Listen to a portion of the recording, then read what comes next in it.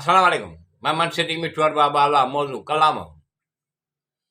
ग़ज़ब जो हुस्न तुंहिंजी ख़ामोशीअ में पोशीदा आहे, घणी शोख़ी तुंहिंजी अणचवंदड़ इशारनि में आहे।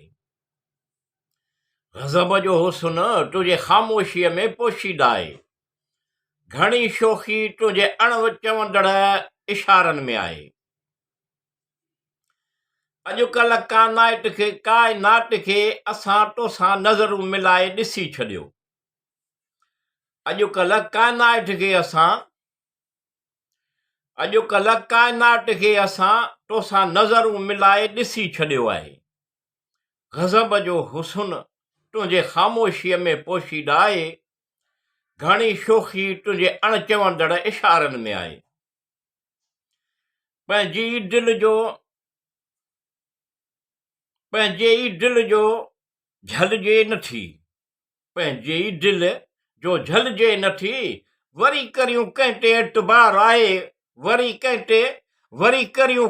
एतबार आहे।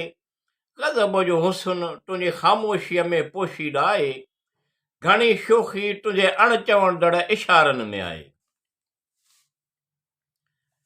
अख ठही त उनखे अखि जी तहरीर पढ़, मुंहं सां इक़रार आदत उनजी नाहे। ग़ज़ब जो हुस्न तुंहिंजी ख़ामोशीअ में पोशीदा आहे, घणी शोख़ी तुंहिंजे अणचवंदड़ इशारनि में आहे। तो जहिड़ो हसीन किथे बि नज़र कोन थो अचे, जहान में जुस्तजू करे शहर ॾिठो आहे। ग़ज़ब जो हुस्न तुंहिंजे ख़ामोशीअ में पोशीदा आहे, घणी शोख़ी तुंहिंजे अणचवंदड़ इशारनि में आहे। तुंहिंजी दोस्ती ॼण रास